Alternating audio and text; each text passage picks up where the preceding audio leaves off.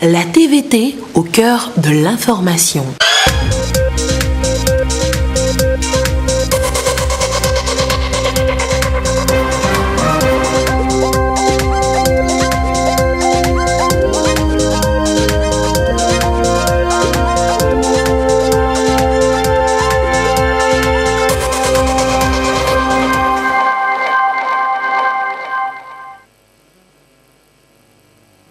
Bonsoir à tous. Dans l'actualité ce soir, nous parlerons de la femme togolaise et son combat au quotidien pour gagner le pari de l'égalité du genre. Nous annonçons ainsi le 8 mars et que retenir des conclusions issues de la rencontre des membres des cautions nationales du trafic routier inter-État et les défis à surmonter en termes d'intégration sous-régionale. Les précisions dans ce journal avec Carmen Madje Akakpo. Les entrepreneurs d'aujourd'hui et de demain, quels sont les facteurs déterminants pour réussir dans vos projets? La réponse est tout de suite dans cette édition. Et voilà pour le sommaire. Bienvenue aux 20h. Et nous ouvrons ce journal avec ce communiqué du ministre de la Sécurité, de la Protection civile.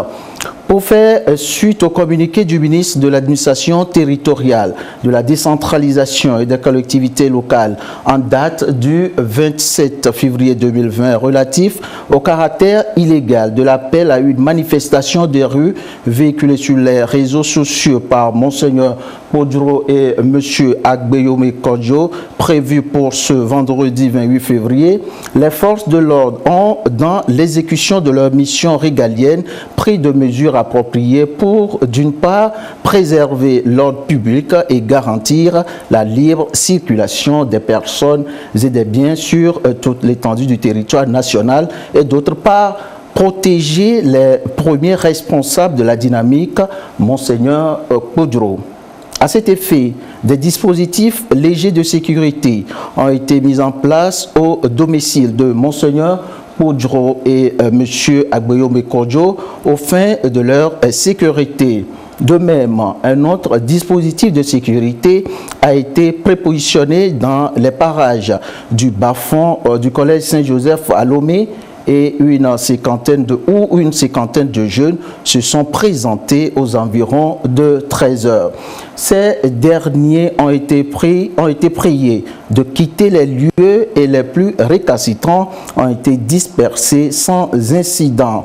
À la fin de la journée, les dispositifs de protection des domiciles des deux personnalités ci-dessus mentionnées ont été levés. Le ministre de la Sécurité et de la Protection civile tient à saluer le peuple togolais pour la maturité dont il a fait preuve ce jour pour avoir refusé de s'associer à cette mésaventure d'une descente dans les rues au mépris des lois et règlements en vigueur dans notre pays.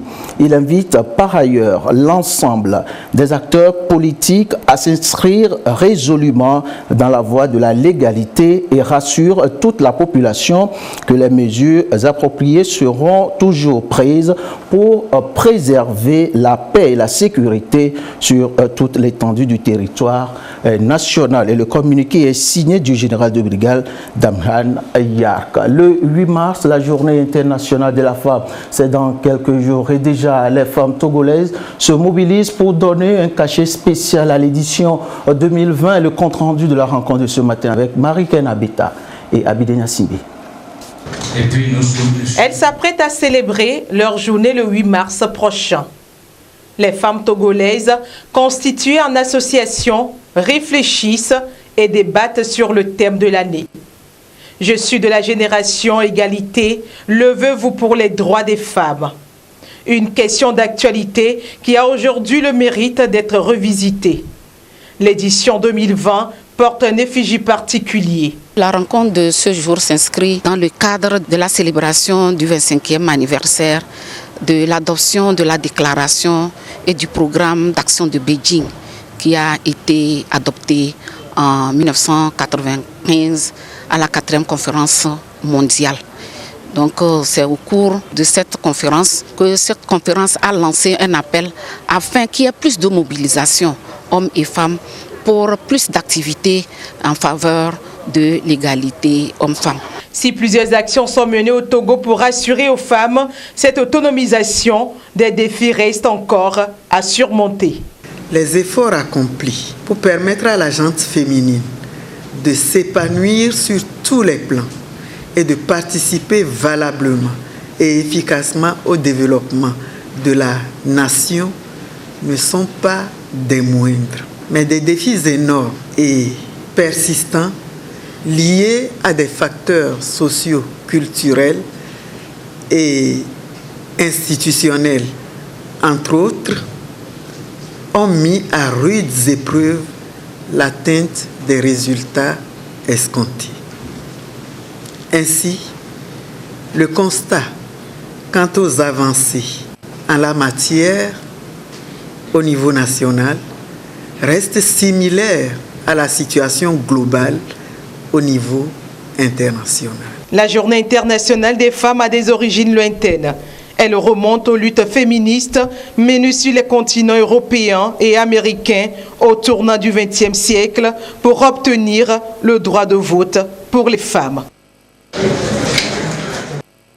Allons à présent en savoir un peu plus sur les origines de la Journée internationale de la femme et surtout ce qui est fait au Togo pour donner à la femme sa place aux côtés des hommes dans la construction et le développement du pays. Abidé Nassibé. La journée du 8 mars, Journée internationale de la femme, trouve ses origines à l'issue d'une grève des travailleurs du textile à New York. En 1977, les Nations Unies officialisent la journée en invitant tous les pays à célébrer les droits des femmes. Le Togo entre dans la dynamique en 1995 lors de la 4e conférence mondiale sur les femmes tenue à Beijing. Dès lors, les mentalités ont changé. La femme togolaise retrouve sa place aux côtés de l'homme. Elle est définitivement sortie de l'ombre pour jouer pleinement sa partition en contribuant à l'essor de la nation sur tous les plans. La majorité des personnes croient que quand on parle d'égalité de la femme, on parle du physique. Ça n'a rien à voir, c'est plutôt du côté des apports communs. Ce qu'on peut apporter pour notre société, ce que l'homme peut apporter, la femme peut apporter. Depuis qu'on a commencé à célébrer le 8 mars, beaucoup de femmes ont commencé à s'exprimer, à sortir de leur cocon, à exprimer leurs désirs, à exprimer leurs talents cachés. La femme arrive à s'épanouir petit à petit. Il reste encore du chemin à faire, mais pour l'instant, on est sur la bonne voie. Nous n'allons pas taire les quelques efforts que le ministère de la Promotion de la Femme, en collaboration avec la société civile, mène. Aujourd'hui, même la femme la plus reculée au nord du pays, à Saint-Cassé, c'est ce que nous entendons par la Journée internationale de la femme, qui est une journée qui nous permet de commémorer tous les efforts qui ont été menés depuis que cette journée a été dédiée à la femme, de faire le bilan de tout ce qui a été fait et de redéfinir les perspectives ou de nouvelles orientations. Que cette journée ne soit pas seulement festive, mais qu'elle soit une journée qui rappelle l'égalité de jouissance de droits. Au Togo, le gouvernement accorde une attention toute particulière à la femme. Les mécanismes d'accompagnement sont visibles. Le FNFI, Nkodede, entre autres. Des mécanismes pour permettre à la femme togolaise d'être autonome. Il y a eu des avancées notables dans l'élaboration, la révision même des textes qui promeuvent les femmes dans tous les domaines. Au niveau de l'autonomisation économique de la femme, plusieurs programmes ont été mis en œuvre, à savoir le FNFI, que ce soit dans le domaine de l'agriculture, dans le domaine de l'éducation, dans beaucoup de domaines, il y a eu des pas qui ont été faits, mais nous n'allons pas baisser les bras, nous devons continuer cette lutte. Cette lutte implique tout le monde. Nul n'ignore le rôle important que jouent les femmes à tous les niveaux. Elles sont actrices déterminantes de la survie de la famille, prennent une part active à l'ensemble du processus de développement et par ailleurs garantes de la cohésion sociale.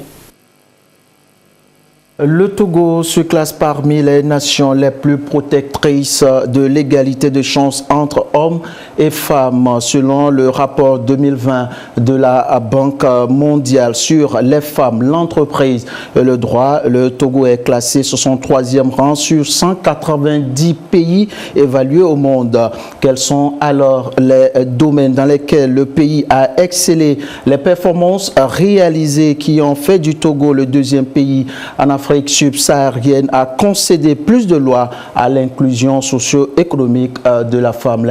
Les éléments de réponse avec Augustin Kossi. Le Togo, au rang des pays qui octroient le plus de droits aux femmes en Afrique. Sur les questions d'inclusion économique de la gente féminine, le pays a fait des progrès ces 2 dernières années. L'édition 2020 du rapport Les femmes, l'entreprise et le droit de la Banque mondiale le confirme. 63e sur 190 pays évalués au monde. 7e en Afrique et 2e dans la sous-région ouest-africaine, derrière le Cap-Vert. L'étude a mesuré la manière dont les lois affectent les femmes aux différentes étapes de leur parcours socio-professionnel dans les 190 économies. Elle couvre les réformes entreprises de juin 2017 à septembre 2019 dans 8 domaines. Ils sont relatifs à l'émancipation économique des femmes. Ici, les femmes togolaises se voient accorder 84% des droits reconnus aux hommes, au-dessus de la moyenne en Afrique subsaharienne. Également, les questions de liberté de circulation, d'accès à l'emploi, de rémunération au travail et de prestation des retraites. En matière de propriété et de succession, les femmes ne détiennent que 80% des droits dont disposent les hommes. Sur le terrain du mariage, de la maternité et de l'entrepreneuriat, par contre, l'écart se creuse. Au niveau de l'entrepreneuriat féminin, certaines entraves à la création et à la gestion d'entreprises persistent. En 2019, on note une contribution marginale des femmes aux nouvelles créations. Selon les statistiques du Centre de formalité des entreprises, le cadre réglementaire de la participation économique des femmes s'est aussi amélioré. Sur tous ces indices, le Togo obtient 84,4 points sur 100. Il devient la 2e nation la plus protectrice de l'égalité de chances entre hommes et femmes.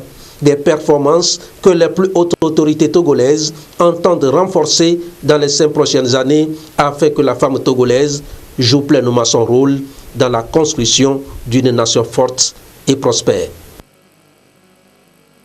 Depuis hier à Lomé, les membres des cautions nationales du trafic routier inter-État de la CEDEAO étaient en assemblée générale pour donner une nouvelle dynamique à leur mission, celle de favoriser l'intégration sous-régionale. Les conclusions des travaux avec Carmen Madjé à Capo. La coordination des cautions nationales du transit routier inter-État de la CEDEAO a un nouveau bureau. Le président sortant vient d'être réélu à la tête de cette association pour un mandat de 4 ans renouvelable. Avec son équipe, il compte tout mettre en œuvre pour assurer un transit routier des marchandises sans difficulté aucune dans l'espace communautaire. Ce bureau va élaborer un plan stratégique sur 8 ans, donc sur 2 mandats. Un certain nombre de dispositions qui doivent être prises, notamment pour améliorer la gouvernance économique et financière, le suivi des activités. Au niveau donc de notre activité, c'est les nombreuses missions de lobbying qui doivent être mises en œuvre pour amener les cautions nationales sœurs qui n'ont pas encore soit signé l'accord qui nous lie, soit alors qui ont signé mais n'arrivent pas à mettre en œuvre. Donc il y a des missions de sensibilisation qui sont prévues dans les différents États pour échanger avec les autorités qui sont en mesure donc d'influencer cette décision et également apporter un peu donc de l'accompagnement en termes de compétences à ces cautions pour la mise en œuvre effective de ce dispositif. Cette 16e Assemblée générale de Lomé a permis aux cautions nationales de faire l'état des lieux de la mise en œuvre du trafic routier inter-État TRIE-CEDEAO. Le nouveau bureau de la coordination des cautions nationales a également échangé sur les réformes à entreprendre pour la mise en place d'un mécanisme de transit régional efficace. Allons maintenant en savoir un peu plus sur les attributs et missions des membres du trafic routier inter-État. Quelle était aussi la vision des chefs d'État et de gouvernement en mettant sur pied une telle institution, la caution nationale et les défis de l'intégration économique sous-régionale? C'est un dossier signé Carmen Madjé à Capo. Depuis mai 1982, les pays de la CEDEAO sans littoral maritime bénéficient d'un accord douanier qui leur facilite le transport des marchandises par la route grâce à l'accord sur le transit routier inter-État TRIE-CEDEAO. Ces marchandises sont exonérées de droits de taxes sur le territoire des États membres lors du transit. Pour assurer le bon déroulement du transit entre les États, il a été institué un mécanisme de garantie des opérations du TRIE appelé caution nationale. Les cautions nationales garantissent donc les taxes, droits et pénalités éventuelles encourus sur le territoire des États membres lors du trafic. Ces cautions nationales sont quelquefois confrontées à plusieurs difficultés. Le premier défi, c'est de rassurer les douanes de chaque pays que nous avons les moyens, nous avons l'organisation pour éviter les déversements ou quand ça arrive qu'on puisse faire face aux remboursements qui sont sollicités. Ça, c'est le premier défi. Alors, le deuxième qui suit, c'est qu'au niveau de la CEDEAO, la convention TRIE est une convention supranationale prise par la CEDEAO depuis 1982. Et la CEDEAO, en ce moment, s'est dit qu'elle veut améliorer cette garantie, elle veut passer à une garantie régionale, automatisée. Et donc, les cautions nationales doivent s'organiser, c'est l'autre défi, pour pouvoir présenter à la CEDEAO une solution aussi de garantie régionale, automatisée. Donc ça, c'est le plus gros défi. Au Togo, la caution nationale est la Chambre de commerce et d'industrie du Togo, CCI Togo. Elle a pris des mesures pour rendre le transit inter-État des marchandises plus fluide. Des fois, il y a des cas de reversement qui se font au lieu que les marchandises quittent normalement le Togo pour les pays d'Interland, ces marchandises sont déversées. Et la société STGT est chargée de cela pour qu'on constate réellement que la marchandise a quitté le Togo pour l'Interland, pour ne pas créer ce problème. Parce que lorsqu'on déverse la marchandise au Togo, la douane, cette marchandise échappe à la douane. Donc il y a un manque à gagner pour notre État. Donc tous ces problèmes sont totalement gérés au niveau de la Chambre de commerce et nous faisons de telle sorte que chaque jour qu'on soit mieux servi pour le bien-être de notre économie. Le transport routier constitue le ciment, le premier vecteur de l'intégration auquel aspire la sous-région ouest-africaine. Les pays de la CEDEAO doivent donc tout faire, selon les experts, pour mettre en œuvre les réformes dans les domaines du transport afin de booster leur croissance économique. Je reprends pour vous une fois encore ce communiqué du ministre de la Sécurité et de la Protection civile. Pour faire suite au communiqué du ministre de l'Administration territoriale, de la décentralisation et des collectivités locales en date du 27 février 2020 relatif au caractère illégal de l'appel à une manifestation de rue véhiculée sur les réseaux sociaux par Monseigneur Kpodjro et M. Kodjo Agbeyome prévu pour ce vendredi 28 février, les forces de l'ordre ont, dans l'exécution de leur mission régalienne, pris de mesures appropriées pour, d'une part, préserver l'ordre public et garantir la libre circulation des personnes et des biens sur toute l'étendue du territoire national et d'autre part protéger les premiers responsables de la dynamique Monseigneur Kpodjro. À cet effet, des dispositifs légers de sécurité ont été mis en place au domicile de Monseigneur Kpodjro et de M. Agbeyome Kodjo aux fins de leur sécurité. De même, un autre dispositif de sécurité a été prépositionné dans les parages du bas-fond du collège Saint-Joseph à Lomé où une cinquantaine de jeunes se sont présentés aux environs de 13 heures.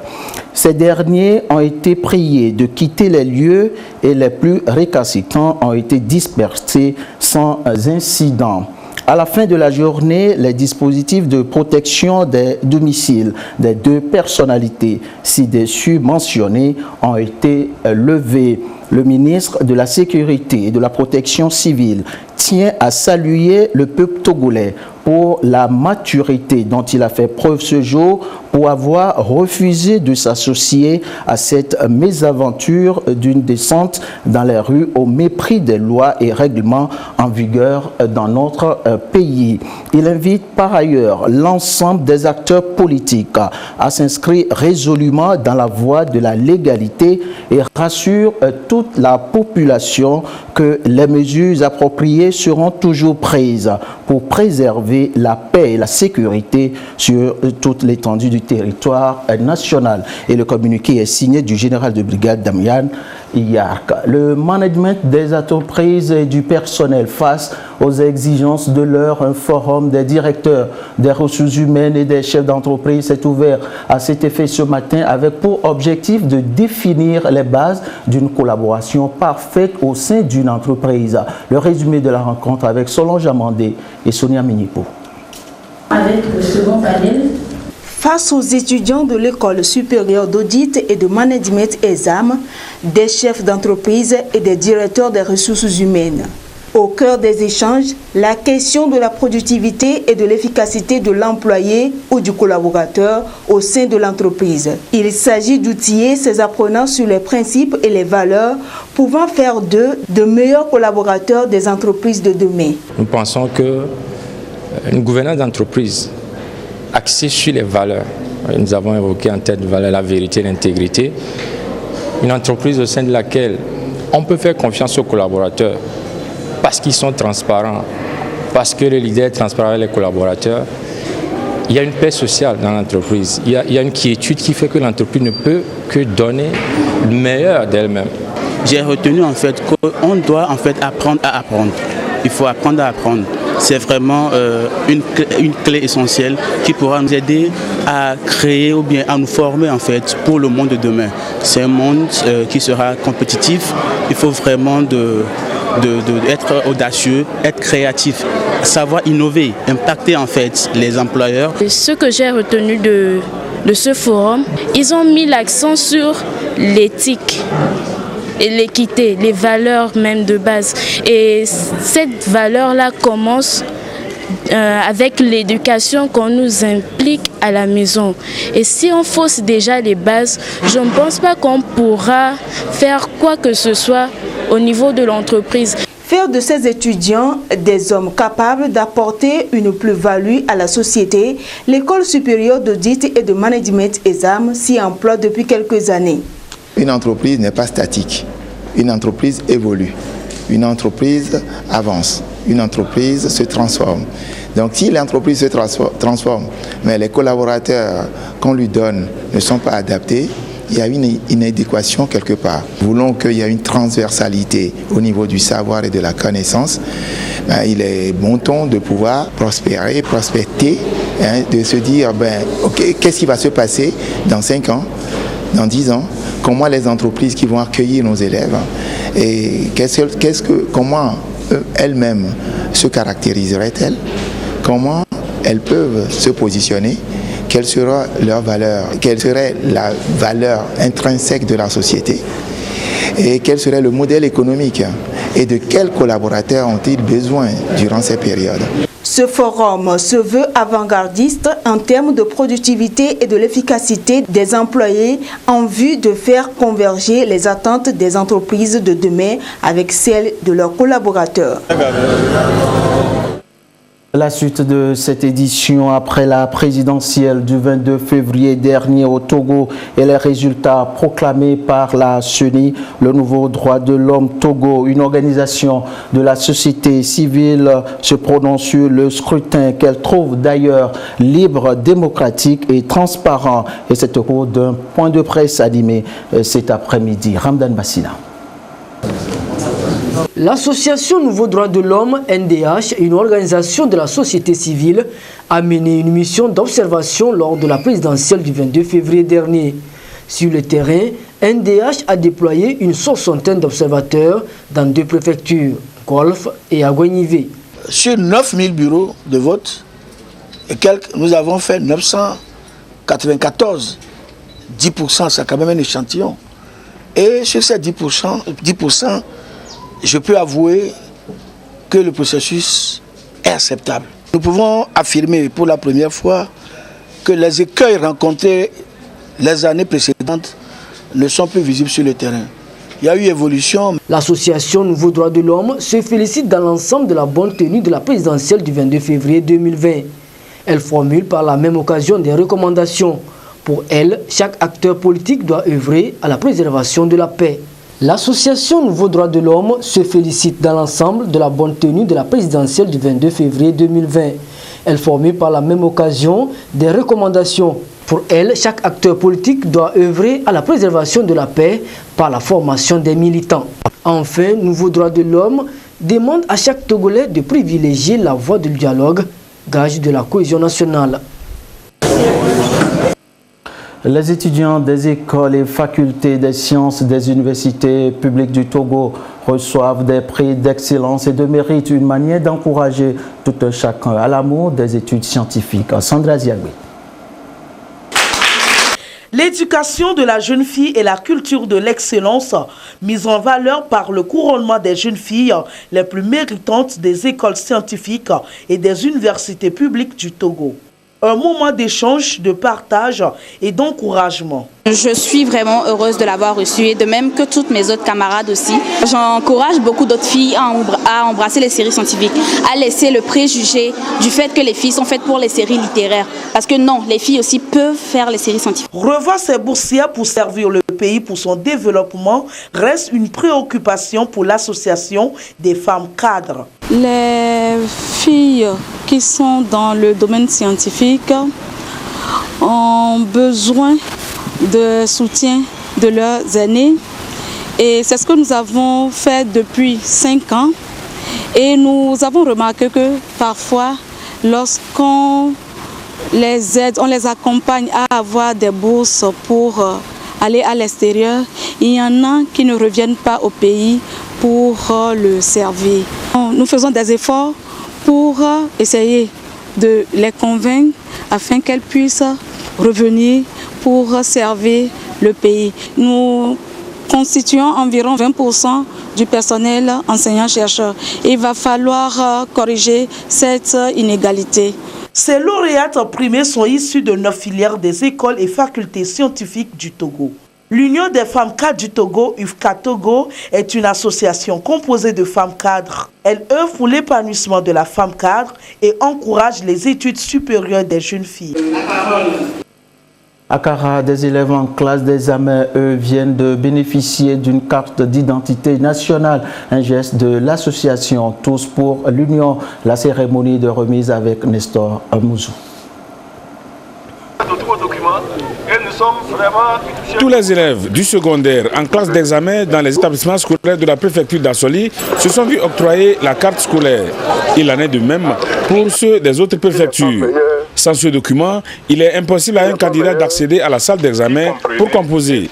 Cette action de générosité est à mettre à l'actif de l'association TPU, Tous pour l'Union. C'est depuis 2012 que cette association vole au secours des élèves pour leur établir ce précieux document. Ce que nous attendons à travers ce geste, c'est de faciliter et de permettre à tout candidat de passer en toute quiétude l'examen. Nous avons profité de les sensibiliser sur les valeurs de la citoyenneté. Nous les avons parlé de la paix, de la non-violence et de la réconciliation nationale et le vivre ensemble. Gage d'une nation prospère. Nous sommes à notre 9e édition avec bien sûr l'appui du chef de l'État dont nous voulons vraiment remercier. Cette année, la région de la Kara a bénéficié de 35 042 cartes scolaires. L'association TPU a étendu cette action à d'autres régions. Sur toute l'étendue du territoire national, cette association a fait établir 66 142 documents. À la remise aux bénéficiaires au lycée de Bafilo, la ministre des Infrastructures et des Transports, Mme Zoureyatou Tchakondo Kassa Traoré, a exprimé la gratitude du gouvernement à l'association TPU pour son œuvre qui vient soulager les parents d'élèves. Vous l'avez bien compris, c'était plutôt la remise de cartes scolaires numériques. La promotion de l'éducation de qualité en milieu rural, le gouvernement togolais est soutenu dans ses efforts par des initiatives privées. À Remé et à Mission Tové, dans le Ziol, on vient de financer la construction des blocs de classe. La cérémonie de pose de la première pierre avec Sandra Ziagbe. 3 mois suffiront à la construction de 2 blocs scolaires, l'un à l'EPP Ouémé et l'autre au lycée Mission de Tové dans le Zio. Les 2 blocs en projet seront d'une superficie de 54 mètres carrés chacun, avec 4 salles de classe d'une dimension de 7 mètres sur 9 pour accueillir et mettre à l'aise plus d'élèves. Le projet prévoit un bloc sanitaire et une rampe pour les personnes en situation de handicap. Nous remercions infiniment le président de la République, le directeur général de la Lonato, qui a pensé aux élèves de l'EPP aujourd'hui pour en faire de ce rêve une réalité. Avec satisfaction, les filles et fils du ZIO se réjouissent de l'exécution de ces projets qui viennent renforcer les infrastructures scolaires du milieu. La préoccupation du président de la République, c'est l'éducation pour tous. C'est un signal fort qu'il vient de donner encore. Et également merci aux financiers qui ont donc accepté, accompagné le gouvernement dans cette mission-là. La réalisation de ces 2 blocs fait partie du programme social de la Lonato. L'institution apporte ainsi son appui au gouvernement dans la promotion de l'éducation dans le ZIO. Vous donnez accès aux cours. Et voilà qui met un terme à cette édition. Merci à vous pour la fidélité. Merci également à la réalisation. À très vite pour toujours vous servir avec le même plaisir et la même envie.